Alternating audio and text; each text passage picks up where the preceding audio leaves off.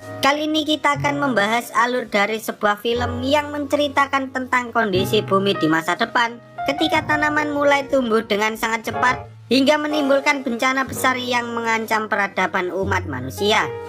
Orang-orang yang berhasil bertahan hidup dari kejadian itu pun mencoba menghentikan tanaman-tanaman itu, tetapi mereka tak menyangka bahwa ternyata bencana tersebut jauh lebih mengerikan dari yang mereka perkirakan.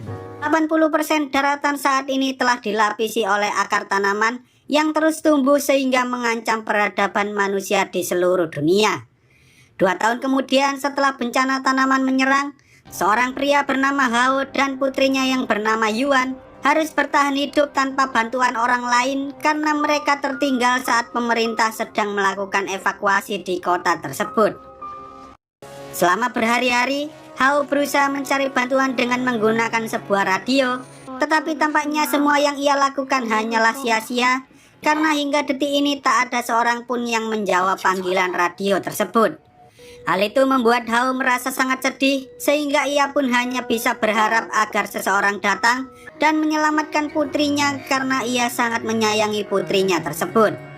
Suatu hari ketika Yuan sedang menghampiri seekor anjing kecil di tengah hutan, tiba-tiba saja Hao datang sambil memarahinya karena ternyata Yuan pergi begitu saja tanpa memberitahu ayahnya sama sekali. Hao kemudian mencoba mengamati keadaan sekitar, tetapi tanpa ia sadari, Yuan justru berlari ke tengah hutan untuk mengejar anjing kecil tersebut, sehingga Hao pun berusaha mencarinya. Namun ketika Hao berhasil menemukan anaknya itu, betapa terkejut dirinya karena ternyata Yuan sudah berada di sebuah tempat di mana di sana terdapat tanaman aneh yang sedang menghisap tubuh manusia. Tampaknya tanaman-tanaman aneh itu menggunakan nutrisi yang ada di dalam tubuh manusia untuk menggantikan proses fotosintesis, karena tanaman itu hanya bergerak dalam keadaan gelap atau saat tidak ada sinar matahari sama sekali. Lalu ketika tanaman itu mulai mengejar mereka berdua, Hao pun berlari sekencang-kencangnya sambil menggendong Yuan, hingga akhirnya mereka berhasil kabur dari kejaran tanaman tersebut. Untuk berjaga-jaga, Hao memberikan sebuah alat pelacak pada jam tangan Yuan agar ia bisa mengetahui keberadaan Yuan jika saja nanti Yuan kabur seperti yang terjadi sebelumnya. Seperti biasa, Hao mencoba mencari bantuan dengan menggunakan radio, hingga akhirnya ia ketiduran dan mulai bermimpi ketika ia dan keluarganya hendak pergi berlibur sesaat sebelum bencana tanaman terjadi. Istrinya yang bernama Yan merupakan seorang ilmuwan jenius dan saat ini ia sedang mengerjakan sebuah proyek bersama para ahli tanaman untuk mencari cara agar mereka bisa menyelamatkan kelestarian hutan yang semakin lama semakin gundul akibat maraknya penebangan hutan secara liar. Tak lama kemudian tiba-tiba Yan mendapatkan sebuah informasi dari temannya yang mengatakan bahwa tanaman percobaan mereka tumbuh dengan sangat cepat sehingga mereka pun tak bisa menghentikannya. Saat tanaman itu mulai menyerang kota, Yan berusaha mengambil beberapa dokumen serta beberapa sampel penelitian yang ada di kantornya untuk mencari cara agar mereka bisa menghentikan pertumbuhan tanaman itu. Yan mengatakan bahwa terdapat beberapa kesalahan pada penelitian mereka sehingga membuat tanaman itu memiliki kesadaran dan mulai menganggap manusia sebagai sumber nutrisi. Tetapi tanpa mereka sadari, tiba-tiba saja tanaman itu muncul dari dalam dinding, sehingga Hao terpaksa melepaskan istrinya karena istrinya menyuruh Hao untuk menyelamatkan Yuan yang saat itu juga ditarik oleh tanaman tersebut. Lalu ketika Hao terbangun dari tidurnya, betapa terkejut dirinya karena ternyata tanaman itu telah mengambil anaknya, sehingga ia pun mencoba mengejarnya dengan cara mengikuti alat pelacak yang ada pada jam tangan Yuan. Saat ia mencoba memasuki gedung itu, Hao menemukan jam tangan Yuan terjatuh di dekat sana, dan ia juga menemukan mayat seseorang yang telah ditumbuhi oleh tanaman di sekujur tubuhnya. Tak lama kemudian, Hao akhirnya berhasil menemukan Yuan yang saat itu sedang dikelilingi oleh tanaman, sehingga Hao pun berusaha menyelamatkannya dengan cara melawan tanaman-tanaman tersebut. Untungnya saat tanaman itu hendak membawa Hao pergi, tiba-tiba saja seorang tentara wanita datang menghampiri mereka dan langsung melawan tanaman itu dengan menggunakan pedang miliknya. Beberapa tentara pun datang membantu mereka hingga akhirnya mereka semua berhasil mengusir tanaman-tanaman itu dengan menggunakan alat pemancar cahaya ultraviolet. Setelah pertarungan itu selesai, pemimpin dari pasukan pun mencoba menghubungi komandan mereka untuk melaporkan seluruh kejadian yang terjadi di tempat tersebut. Hao penasaran siapakah sebenarnya para tentara yang telah menyelamatkannya, sehingga salah satu tentara wanita bernama Limo pun mengatakan bahwa para tentara ini merupakan pasukan khusus yang dibentuk oleh komando gabungan dari seluruh dunia. Para ilmuwan yang berada di pusat komando telah memprediksikan bahwa akar tanaman itu akan tumbuh jauh lebih kuat dari sebelumnya, yang mana akan menciptakan sebuah badai tanaman, dan jika hal itu terjadi, maka seluruh umat manusia yang ada di bumi akan musnah oleh serangan tanaman ganas tersebut. Berdasarkan aktivitas dari akar tanaman itu, para ilmuwan memprediksikan bahwa mereka hanya memiliki waktu 2 hari sebelum badai tanaman terjadi, sehingga pusat komando gabungan telah membentuk 141 tim yang terdiri dari pasukan khusus di seluruh dunia untuk menanamkan sebuah alat bernama N11 Malaic Hydra Z Agentia di 47 titik tertentu. Alat itu berfungsi untuk menenangkan tanaman tersebut agar mereka kembali ke sifat alami mereka seperti tanaman pada umumnya.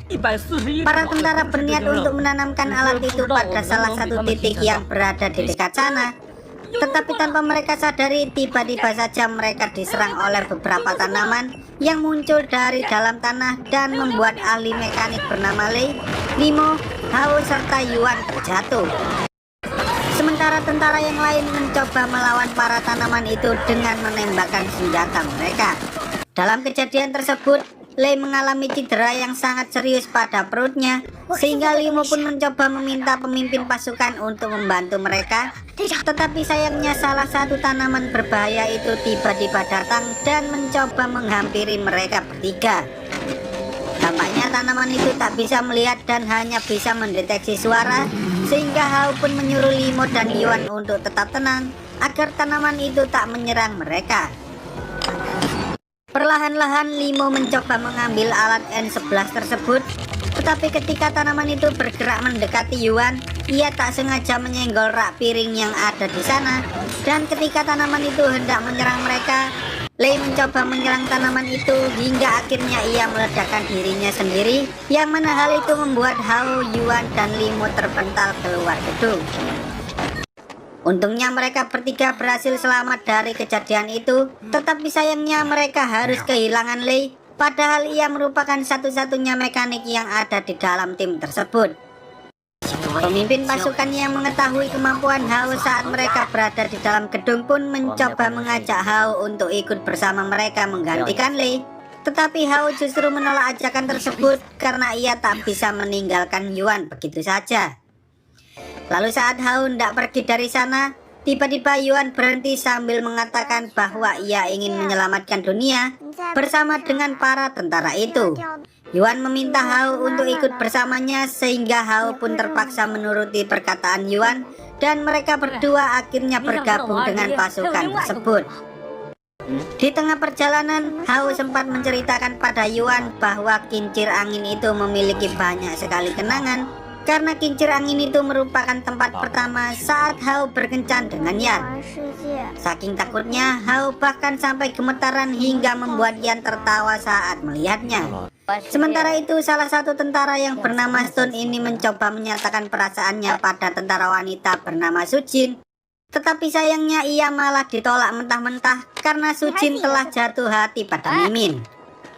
Tak lama kemudian, tiba-tiba alat yang mereka pakai mulai mendeteksi bahwa badai tanaman itu datang lebih cepat dari yang telah diperkirakan. Seketika tanah yang ada di sana pun mulai bergetar dengan sangat hebat, sehingga mereka pun segera pergi dari sana saat getaran itu membuat gedung-gedung mulai runtuh. Tampaknya badai tanaman yang menimpa mereka saat ini hanyalah badai tanaman berskala kecil. Tetapi meski begitu, badai tersebut mampu menghancurkan seluruh gedung yang ada di sana hanya dalam hitungan detik saja. Mereka pun mencoba berlindung dengan cara masuk ke dalam sebuah bis, tetapi Stone justru tertinggal jauh karena ia mengalami kesulitan saat membawa alat N11 itu. Pada akhirnya Stone berhasil melemparkan alat itu pada Sujin, tetapi ia justru gagal menyelamatkan diri saat salah satu tanaman berhasil menjebretnya, hingga akhirnya ia pun meninggal dunia. Lalu ketika semua orang sudah masuk ke dalam bis, badai tanaman itu pun mulai menghantam mereka dan membuat bisnya terlempar sangat jauh, hingga akhirnya bis yang mereka tumpangi tersangkut di salah satu gedung.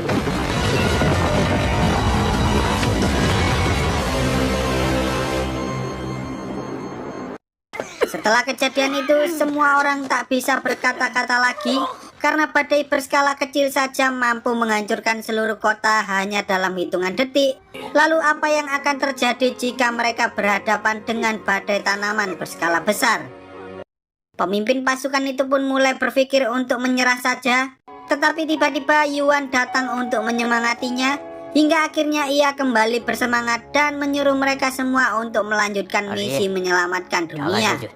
Saat mereka hendak melaporkan informasi tentang badai tanaman itu pada pusat komando, mereka menyadari bahwa alat komunikasi yang mereka miliki telah kehilangan sinyal, sehingga mereka pun mencoba menyeberangi jembatan itu agar bisa pergi menuju ke gedung sebelah dan menggunakan alat pemancar sinyal yang ada di sana. Sayangnya saat di tengah perjalanan, tiba-tiba saja salah satu gedung mulai runtuh. Namun meski gedung itu tak menimpa mereka, hempasan udara yang ditimbulkan oleh reruntuhan membuat Yuan terjatuh hingga akhirnya ia berhasil diselamatkan oleh pemimpin pasukan dengan menggunakan sebuah tali. Mengetahui bahwa tali yang ia pakai hampir putus tergesek oleh besi, pemimpin pasukan menyuruh Hao untuk menjaga Yuan dengan sangat baik. Setelah itu ia pun mengorbankan dirinya sendiri dengan cara memutuskan talinya agar Hao bisa menyelamatkan putrinya tersebut. Setelah kejadian itu, para tentara beserta Hao dan Yuan akhirnya berhasil masuk ke dalam gedung dan mereka pun langsung pergi menuju ke ruangan komunikasi. Dengan menggunakan skillnya, Hao mampu menyalakan listrik yang tersimpan di dalam sana, sehingga mereka bisa menghubungi pusat komando untuk melaporkan informasi tentang badai tanaman tersebut. Dengan informasi yang telah mereka berikan, para ilmuwan yang ada di pusat komando akhirnya menyimpulkan bahwa mereka hanya memiliki waktu 4 jam sebelum badai tanaman itu benar-benar terjadi. Awalnya pemimpin tertinggi dari seluruh komando gabungan yang ada di dunia menyuruh mereka semua untuk membatalkan misi. Tetapi setelah Hao mencoba menjelaskan bahwa masih ada kesempatan untuk menyelamatkan dunia, pemimpin tertinggi akhirnya memberikan izin pada seluruh pasukan untuk bebas memilih melanjutkan misi sesuai keinginan mereka. Tanpa berlama-lama, Hao dan kawan-kawan akhirnya pergi melanjutkan perjalanan hingga akhirnya mereka tiba di sebuah tempat di mana alat pengebor khusus yang digunakan untuk menanamkan alat N11 berada. Setelah menyalakan seluruh sistem yang ada di sana, mereka pun segera menanamkan alat N11 itu.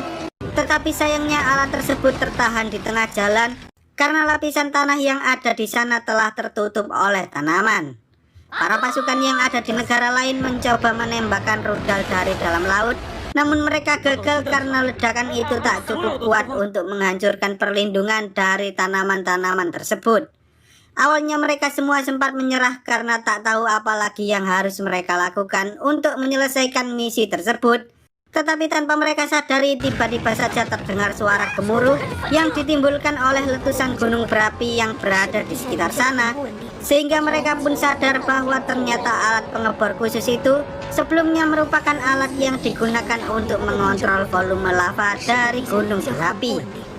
Hao kemudian mengatakan bahwa mereka bisa meledakkan seluruh alat pengontrol lava tersebut agar lava itu bisa mengalir ke arah sistem pengebor dan menghancurkan seluruh tanaman yang menghalangi jalur alat N11.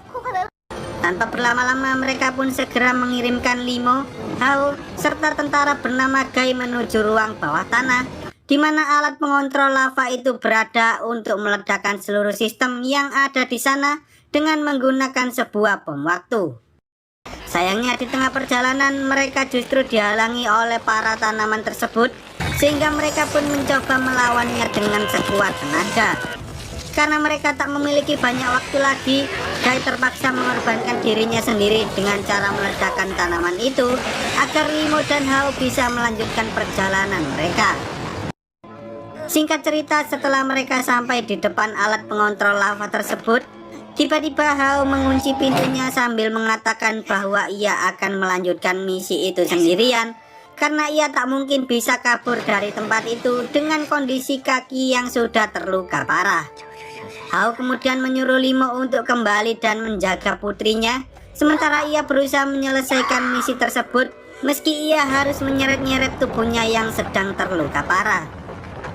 Saat Hao sudah sampai di tempat tujuan, ia sempat mengucapkan salam perpisahan pada putrinya dengan menggunakan CCTV yang ada di sana, hingga akhirnya Hao pun meninggal dunia akibat terkena ledakan dari bom itu.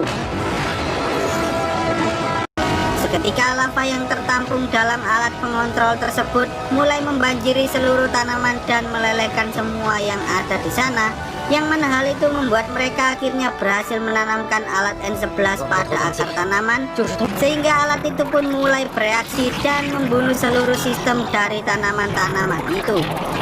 Lalu setelah pasukan yang lain berhasil menanamkan alat N11 mereka, akar dari tanaman-tanaman yang selama ini telah menguasai daratan pun mulai mengering, dan pada akhirnya umat manusia berhasil menghentikan bencana yang telah melanda bumi selama bertahun-tahun. Setelah kejadian tersebut, kini manusia mulai sadar meski manusia merupakan makhluk hidup yang mampu melakukan banyak hal, mereka tetap tak boleh bermain-main apalagi merusak alam, karena jika alam murka maka mereka mampu melenyapkan umat manusia hanya dalam sekejap mata. Maka dari itu, umat manusia yang tersisa saat ini berusaha sekuat mungkin untuk menerapkan budaya penghijauan pada generasi penerus, agar para generasi muda tak mengulangi kesalahan yang telah mereka perbuat. Oke lah, sekian dulu untuk video kali ini. Semoga kalian semua terhibur. Jangan lupa untuk support channel ini dengan cara klik tombol subscribe lalu nyalakan loncengnya, agar kalian tidak ketinggalan dengan video-video terbaru dari channel ini. See you on the next video dan sampai jumpa.